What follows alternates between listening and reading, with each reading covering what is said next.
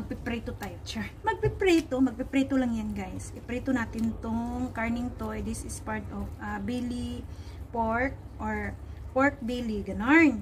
So, ang gagawin natin, i-marinate muna natin siya. Pero hindi na natin siya kailangang ilagay sa bowl.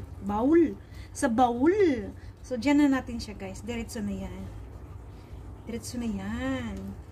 Ganito din ba kayo mag-marinate guys? By the way, ano lang yan guys? Nasa sa inyo na lang yan kung paano kayo mag-marinate. So, ito sa akin, kaya ganito ako mag-marinate kasi lazy na ako. Char. Lazy na akong kumuha talaga ng ng lalagyan. So, dito ko na lang siya ilagay. Tapos, lagyan ko siya ng magic syrup, sekreto, para sumarap. Yan. Damihan ko na. Para mas marami, mas masarap. Ganun. Mas marami, mas masarap. Yan. Marinate natin yan. I-marinate natin yun. So, yan lang yung pang-marinate ko guys. Ayaw ko na siyang lagyan ng iba-iba pang Napakasimple. Ganun lang. Tapos, iprito. Mamaya na muna. I-marinate muna natin siya ng 10 minutes. 10 to 15 minutes.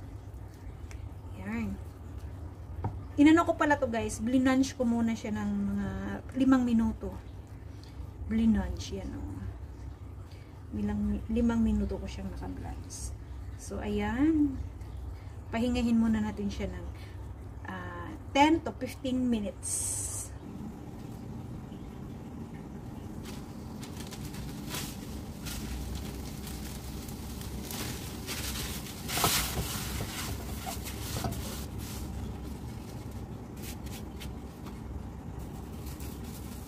So yun guys, may use oil ako dito. Use oil lang yung gagamitin ko kasi sayang naman.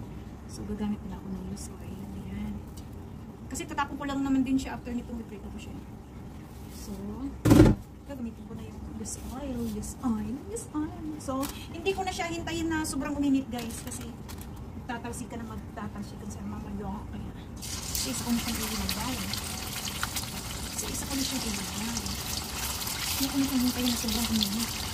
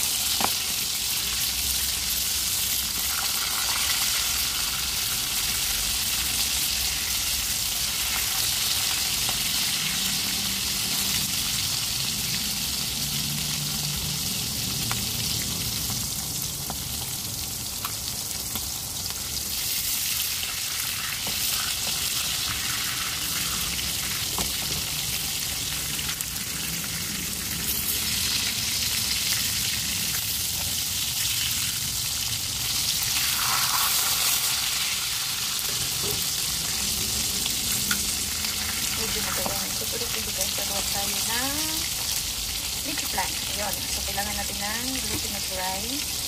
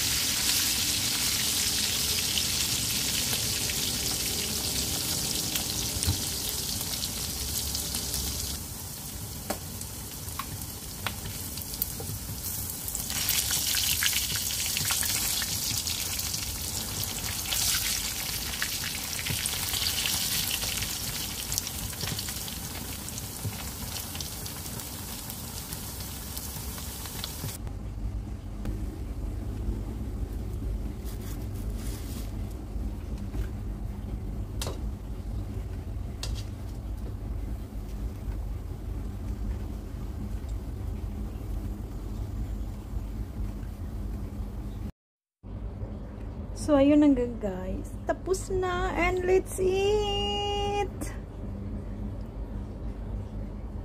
I hope nagustuhan nyo ang aking recipe guys. Tara guys, kain na!